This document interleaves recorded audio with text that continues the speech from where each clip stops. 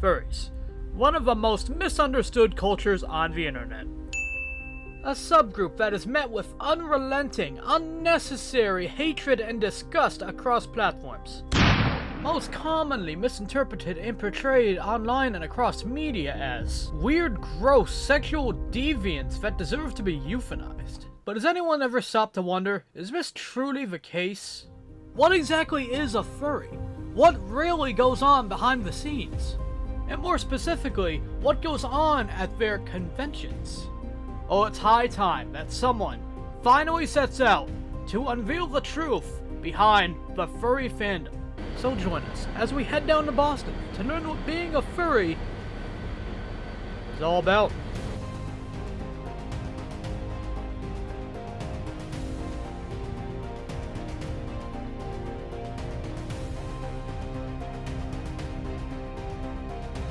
Dude, I really don't want to go in there. Good. Let's go home.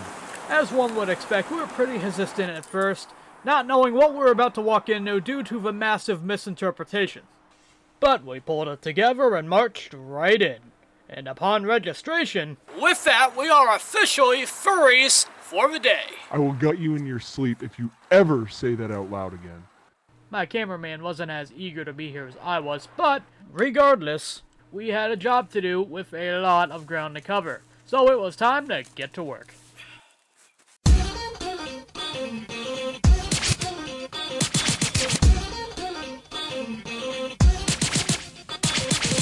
Our first stop took us to the Artist Valley in Dealer's Den, which represents the pure backbone behind the furry community, the artists. The furry fandom is built primarily behind many talented artists, whether it be making a character by reference or by creating a suit itself.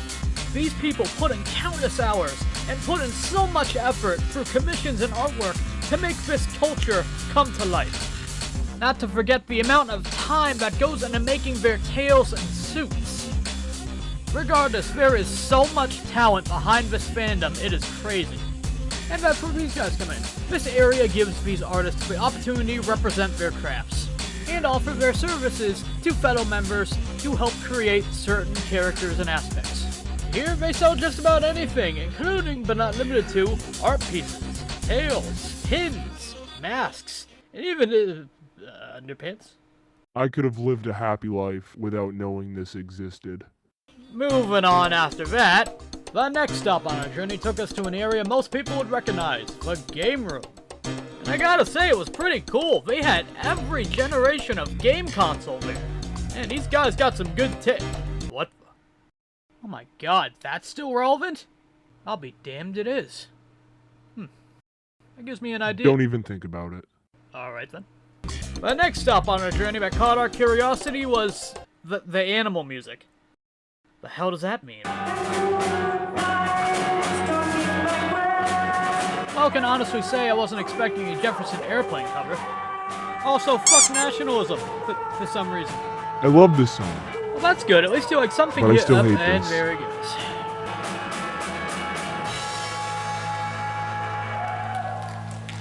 Eventually, we reach the most common interpretation of the furries, the fursuiters. And man, there were so many of them. Just out of nowhere, they packed into this room. Not even kidding, there must have been at least 500 different suitors packed into this one room. And there were so many varieties of these guys too. Not one of these outfits looked alike. They were all created in their own special way. You gotta admit, the suits are pretty creative. Because the thing about being a furry is, it gives you the opportunity to create your very own character from scratch. Which honestly sounds like a pretty fun concept. They had so many different species, it was insane. It's not just foxes and wolves, they had so many different things. The amount of time and creativity that goes into designing all these characters is truly amazing. After which came the parade. A massive, at least 45-minute long parade. These guys got some massive balls to be doing this in the mean streets of Boston. You're not wrong. It just kept going and going and going. We thought it would never end. I'm never going to Boston with you again. God, can you be positive for 5 fucking minutes? Okay, now you're pushing it. Alright. To put it basically, people wear fursuits in order to express themselves outside of their own skin. Which I can actually vouch for, because my senior year of high school, I volunteered to be the school's mascot. And it's hard to explain, but something about putting on a suit like that, tricks your brain into becoming a whole different person. No one knows who you are under there, and it gives you the opportunity to express yourself. Which is mainly the reason why people wear fursuits. It gives them the opportunity to express themselves in a fun, energetic way outside of their own. Eventually, our day came to an end, with an experience of the dance-off, where furries come together and get wild. Man, these furries know how to get down.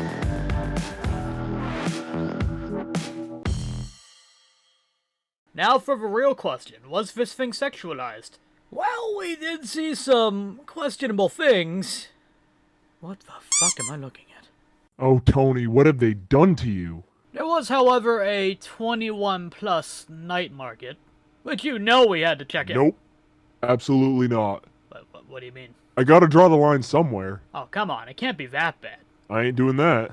Yeah, dude, you know we gotta check it out. That's all you, man. Alright, suit yourself. I mean, come on, how bad could it be? But seriously, for the most part, no. At one point, we were exhausted, because our brains were still processing what the hell was going on. Because this whole thing was so surreal. How has it only been 2 hours? We should have went bowling. The masks weren't helping the situation either, because, honestly, who likes wearing these things? Because, yeah, sadly, COVID policies are still a thing. I thought we were past this shit. My biggest concern was we weren't here to piss anyone off or make fun of anyone. We wanted to be as respectful as possible, because we wanted to give them a chance. We were here for the learning aspect of it, because we weren't sure what fully goes on behind the furry fandom as well.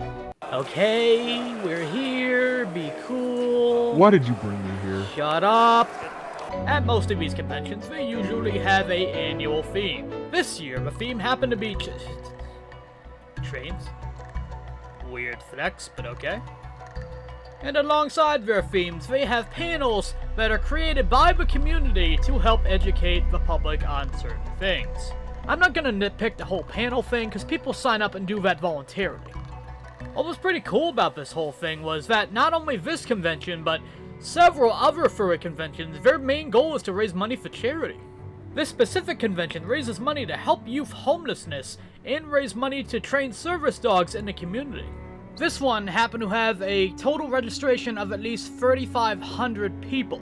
But there are more widely known conventions out there that have registrants of at least 10,000. And this is just covering one day at this event. Some of these things last 3 to 4 days. There were some things we were unable to cover, which still left some common questions unanswered. So who knows, maybe we'll come back to this subject in the future. So consider this a sample platter of what is at a furry convention. And that was basically it for our convention experience. It's just an event where furries come together, hang out with one another, show off their suits, sell their artwork, get together, have a good time. That's pretty much it. But throughout the course of the day, we had to get into the meat and potatoes of the whole thing. We had to learn more.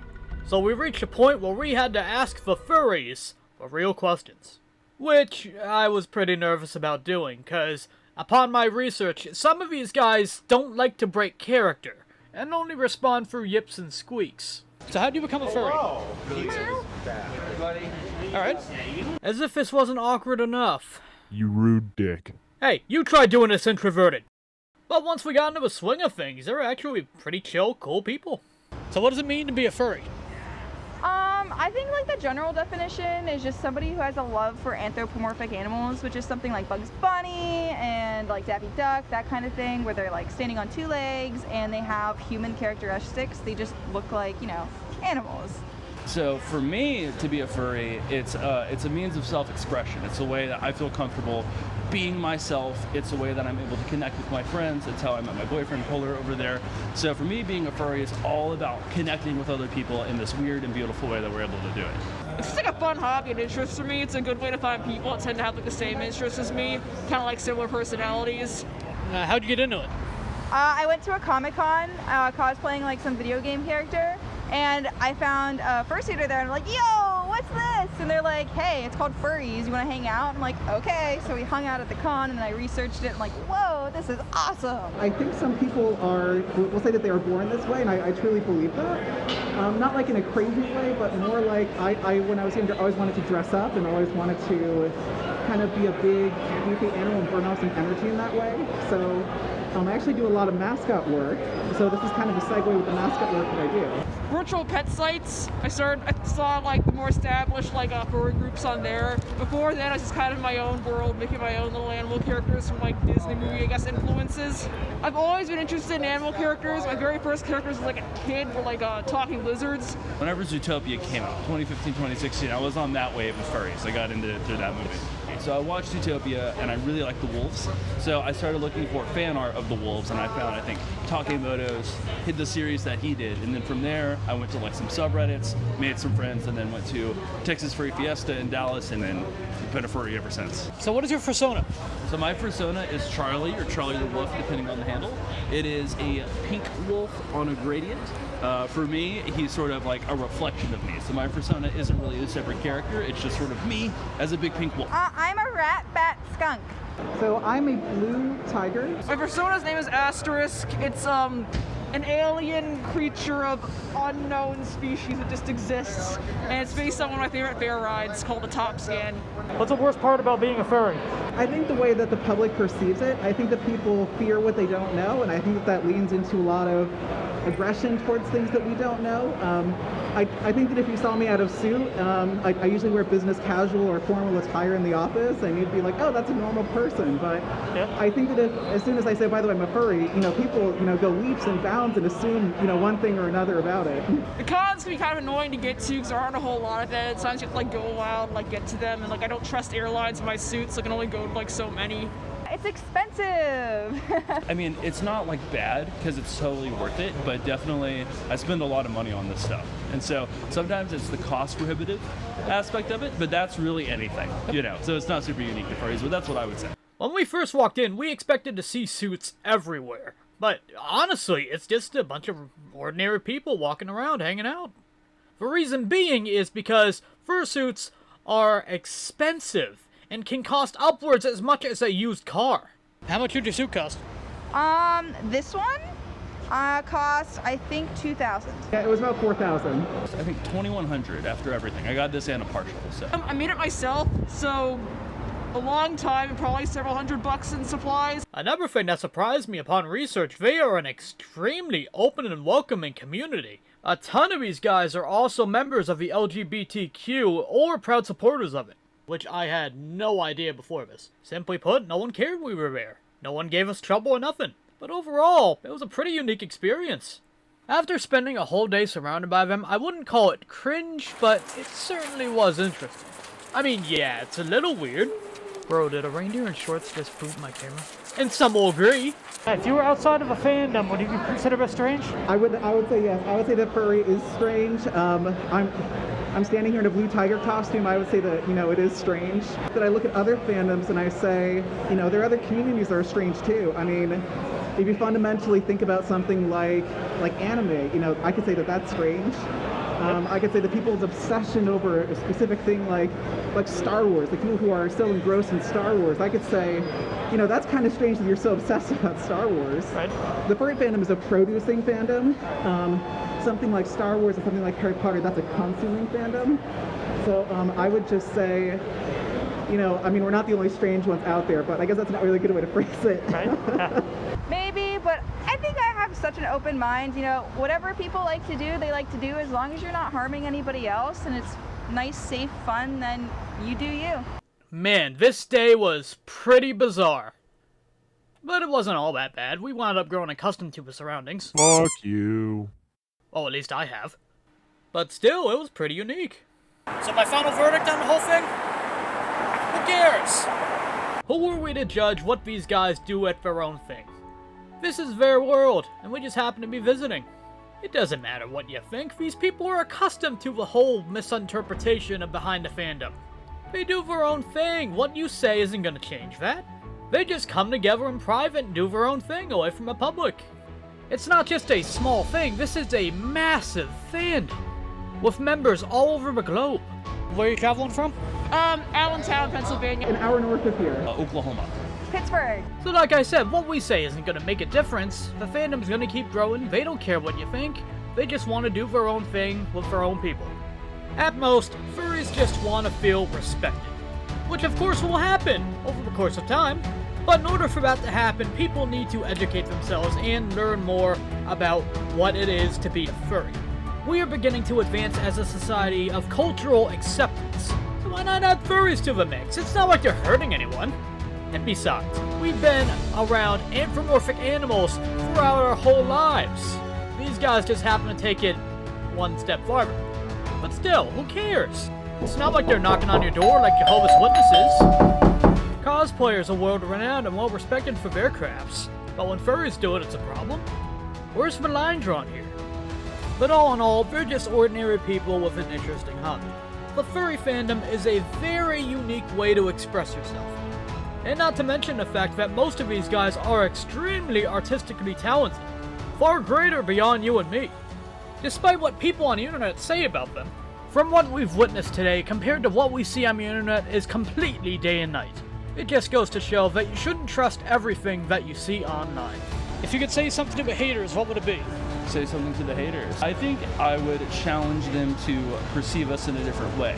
Focus on the parts that are more positive. You know, the friendship, the communal aspect of it. I think that'll kind of sort of help understand what we're about a little bit more. I would invite them to come swing by a convention and talk to some of these people, find out what they do. I mean, a furry is someone who could be like an EMT saving your life. It could be the firefighter who's putting out your house. It could be your professor. It could be your IT guy on the other end of the line. So I would say be nice to the furries because they're secretly everywhere. So Right. yeah, I mean, they could literally be saving your life. I know a lot of people who do that, who are first responder furries. So be nice to them because they could be saving your life. Barking at furries is cringe. You're just insecure about yourself. You're missing out, buddies. It's a lot of fun. When we first got here, we have never experienced a furry in our lives. But by the end of the day, we learn from our experience. They're just chill, charismatic, energetic people that are super friendly and extremely welcoming. And it seems like a pretty fun event. This is something I could probably get behind. Oh, hell no.